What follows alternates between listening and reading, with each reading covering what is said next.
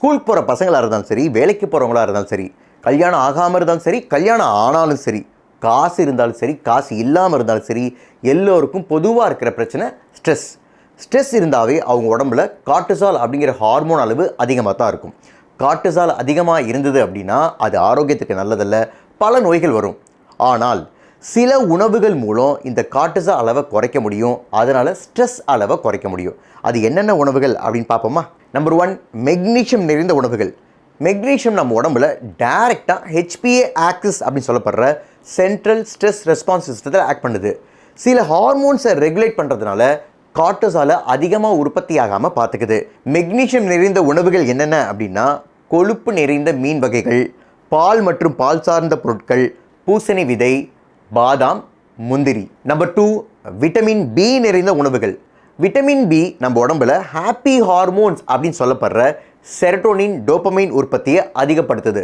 அது மட்டும் இல்லாமல் மீத்தியோனைன் அப்படிங்கிற அமினோ ஆசிட் உற்பத்தியும் அதிகப்படுத்துது. இது எல்லாத்துக்குமே ஸ்ட்ரெஸ்ஸை குறைக்கக்கூடிய ஆன்டி டிப்ரெஷன் எஃபெக்ட் உண்டு.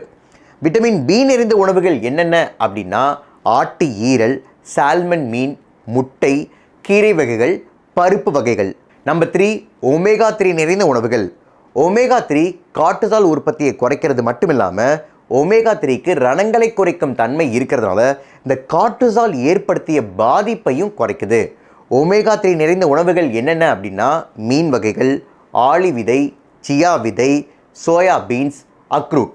நம்பர் 4, ப்ரீபயாட்டிக் மற்றும் ப்ரோபயாட்டிக் உணவுகள். ப்ரீபயாட்டிக்னா நார்ச்சத்து நிறைந்த உணவுகள்.